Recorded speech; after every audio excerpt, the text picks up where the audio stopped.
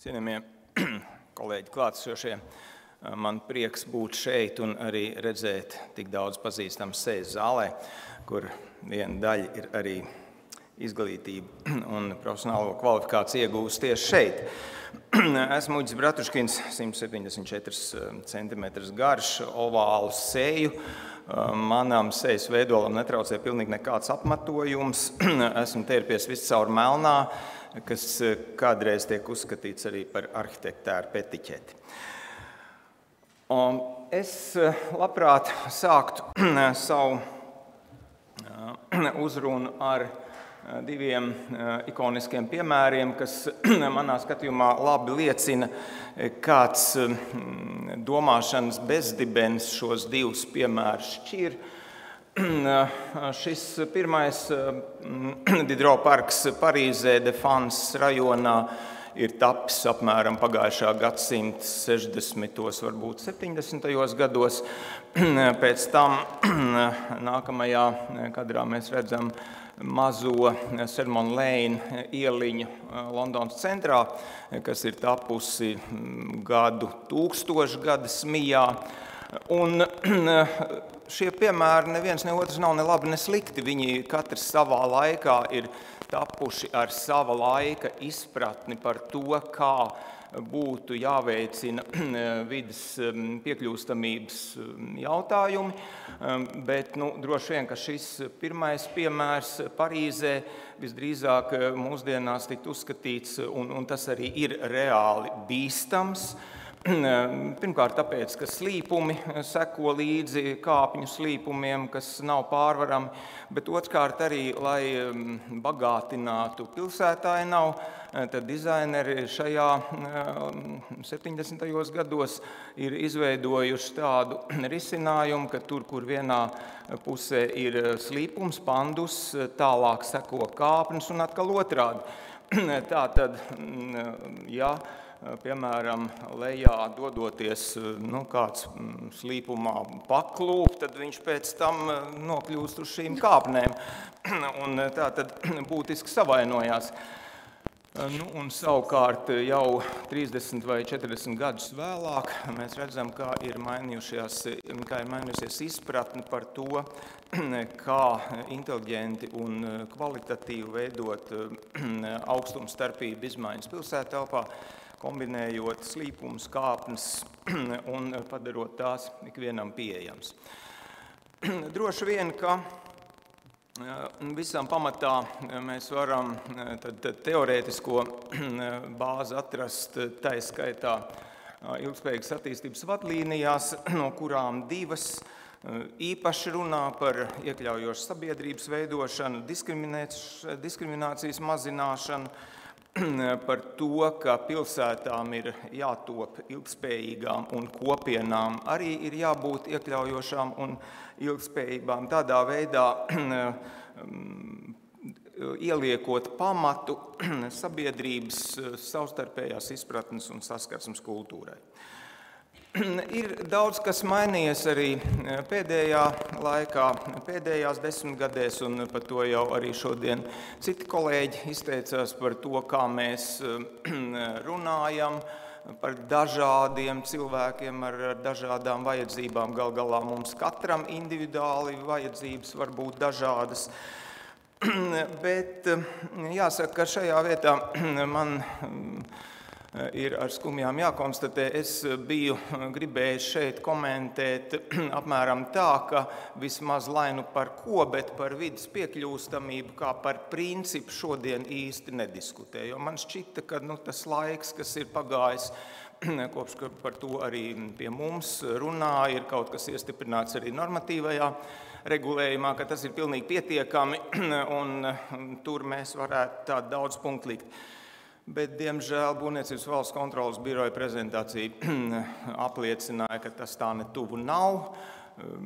Es te pierakstīju, ka spriežot pēc tiem datiem tikai apmēram 50% ēku, tātad publiskajās ēkās, acīm redzot, pirmām kārtām mēs varam runāt par to, ka daudz maz šīs te piekļūstamības prasības ir ievērotas, un tas nozīmē, ka otros 50% nav.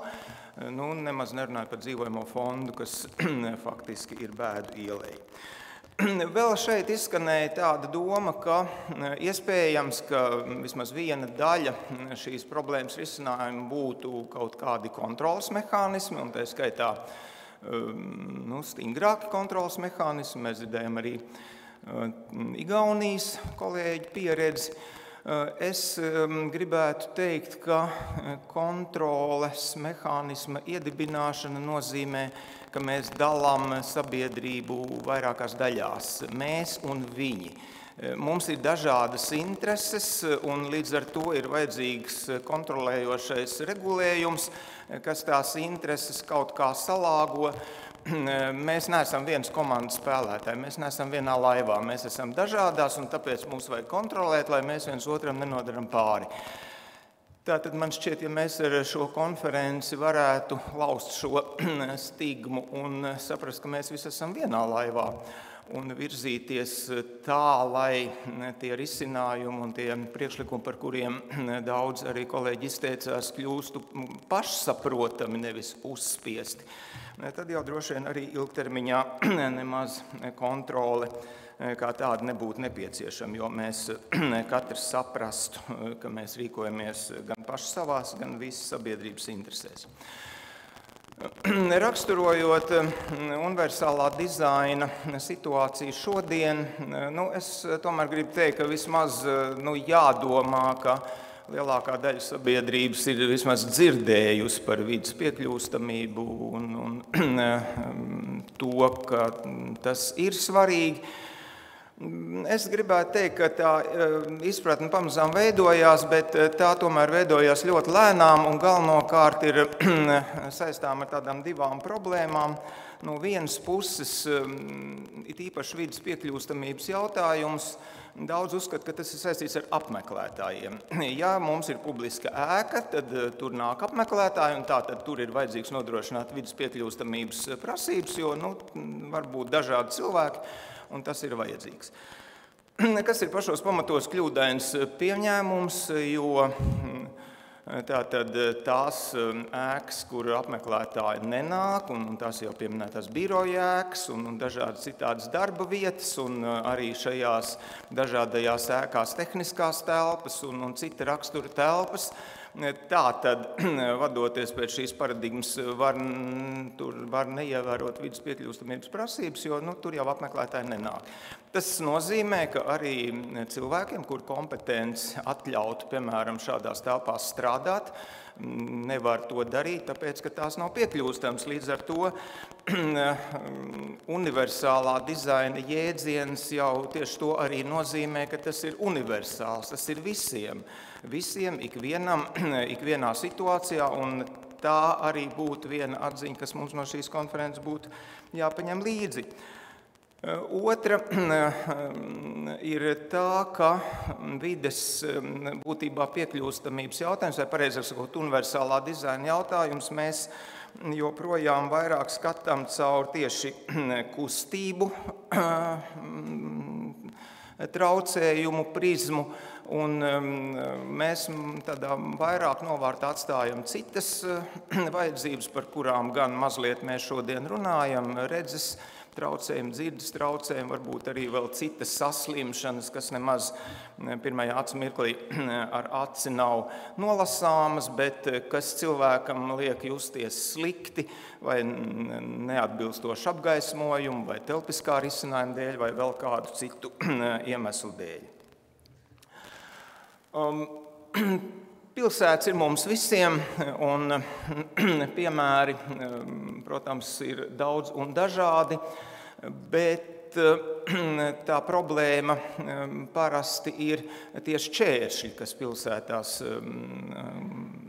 tiek veidoti, un tur jāsaka liels paldies Evelīnai, kas prezentēja ielu vadlīnijas nu pat, bet jāsaka, ka pat tajās man neizdevās saskatīt ka tur būtu pietiekami uzsvērts, ka vislabākā pilsētvide ir tāda, kur nav šķēršļi, kur nav vertikālo bortiņu, pat tajās minimālajās atļautajās robežās, jo katrs tas bortiņš, vienalga, cik viņš ir inteliģenti un labi izveidots un uztaisīts, tomēr ir šķēršļs, kas prasa papildu piepūli un tādā veidā cilvēkiem, kam jau tā ir sarežģīti vidē pārvietoties, iespējams padara šo te pārvietošanos vēl grūtāk, it īpaši krustojuma rajonos un tur, kur patiesībā jau tā ir paaugstināts bīstamības situācija un kur vajadzētu viegli, ātri, bez šķēršļiem šīs joslas pārvarēt. Jāsaka, ka ir dažādi piemēri un bieži vien mēs sakam, ka tas jau ir kaut kur ārzemēs, kaut kur tālu. Šis piemērs nav pārāk tālu, tas ir tepat Viļņā, kas citas starpā pārsteidz ar savu vērienu un pilnīgi noteikti rada lielu konkurenci Rīgai metropoles gara auras ziņā. Tad pavisam netālu no Viļņas vēsturiskā centra ir izveidots jauns rajons Paupis, kas ir arī cits starpā ar augstu līmeņu starpību starp dažādām pilsētas daļām un izveidots šāds pandus, kas ir piemērots gan cilvēkiem ar kustību traucējumiem, gan ikvienam citam ārtelpas lietotājam. Bet, ko es gribu uzsvērt, mēs bieži vien arī šajā konferencē runājam par tehniskajām lietām, par to, vai var vai nevar kaut kur piekļūt, uzkļūt, iebraukt vai kaut kā citādi tikt klāt vajadzīgai vietai. Bet mēs maz runājam par to, ka šiem risinājumiem ir jābūt ne tikai funkcionāliem, tehniski nevainojumiem, bet arī estētiski kvalitatīviem, jo pilsētvides estētika ir viena no tām galvenajām prioritātēm, kura ir arhitektu un dizaineru izglītības un darbības pamatā. Līdz ar to, domājot par vides piekļūstamību, par atbilstību universālā dizaina prasībām, mums nevienā brīdī nevajadzētu aizmirst arī par estētisko kvalitāti. Un tagad mazliet pievēršoties tam, kā tad šie jautājumi nonāk topošo arhitektu un dizaineru izglītības programmās, un līdz ar to arī kāds pamats ir viņu praktiskai darbībai, raksturojot to izglītības telpu, kas ir Arhitektūras un dizaina institūtā. Pašreiz mūsu pāraudzībā ir 7 studiju programmas, attiecīgi bakalaura, maģistra un doktora līmenī. Bakalaurs sākās ar 3 studiju programmām - arhitektūrā, materiāla tehnoloģijā un apģērbu un tekstilu tehnoloģijā. Pēc tam maģistra līmenī ir 2 programmas - arhitektūra un dizaina inženierija, un tālāk jau pavisam nedaudz, bet tomēr katru gadu vairāk studenti izvēlās turpināt studijas arī doktorantūrā, un tur ir 2 iespējas - arhitektūrā un šķiedru materiālu zinātnē. Atstājot varbūt doktorantūru kā tādu vairāk uz pētniecību un tad teorētisko kvalitāti gūstamām zināšanām, es gribu te mazliet jūsu uzmanībai demonstrēt bakalauru un maģistru darbu tēmas pie tam. Tās ir pētījuma tēmas, kuras šie studenti ir izvēlējušies tieši padziļināt, pētīt tā vai citādi ar vides piekļūstamību, universālo dizainu, vides infrastruktūru saistītos jautājumus. Es nemaz nepieminēju, ka pats vides pieejamības un universālā dizaina koncepts kā pamat kategorija ir jebkura arhitekta un dizaineru izglītības pamatā, tieši tāpat kā mēs runājam par formas un funkcijas saskaņu, tieši tāpat mēs arī uzsveram sabiedrības dažādās vajadzības un attiecīgi arī tie studiju projekti un studiju darbi, kas tiek uzdot studentiem, vienmēr ietver arī šos vides piekļūstamības un universāla dizaina elementus.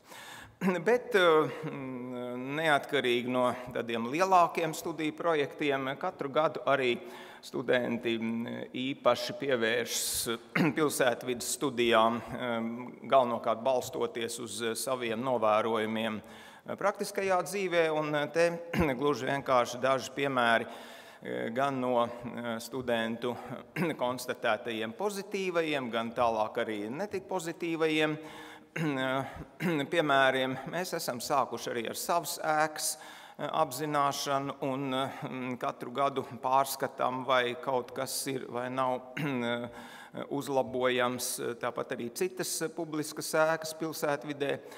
Un, protams, arī studenti, dodoties savās gaitās, konstatē arī šos kritiskos piemērus, kur nevienmēr ir tik acīm redzami kā neatbilstoši slīpumi vai tehniski nesakārtota vide, bet, piemēram, veikala telpās, kurš vienkārši ir pa šauru vai kaut kā citādi ir apgrūtināta piekļūstamība.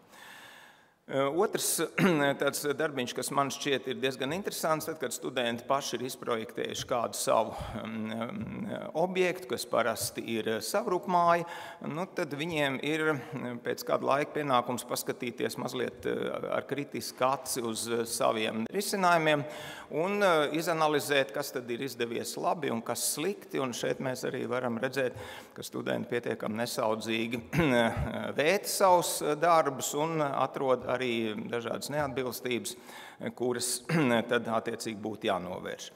Un beidzot, gribēju pievērst uzmanību arī šim darbam, kas ir tāds plašāks darbs. Pirmām kārtām fiksē tās pozīcijas, kuras ir raksturīgas vides lietošanā cilvēkiem ar dažādām vajadzībām, redzes traucējumiem, dzirdes traucējumiem, kustību traucējumiem, un tā rezultātā izveidots komplekss mācību telpas piemērs, kur visas šīs īpašās vajadzības ir saliktas telpiskā risinājumā un arī attiecīgi nomarķētas, atzīmētas un tātad izmantojams lietošanai. Mazliet iezīmējot tādas nākotnes perspektīvas, mēs liekam lielu cerību uz starptautisku paplašinājumu šai tēmai un esam priecīgi, ka Poznaņas Tehnoloģiju universitātes kolēģi Polijā arī ir atsaukušies un ceru, ka nākotnē varēsim piedāvāt ne tikai studentiem, bet arī absolventiem, arhitektiem, būvinženieriem, citiem būvniecības speciālistiem kompetences paaugstināšanas un mūža izglītības ietvarā īpašu moduli, kas būs tā skaitā veltīts universālā dizaina un vides piekļūstamības prasībām. Tā kā es pateicos jums par uzmanību un ceram uz tikšanos arī citos formos. Paldies!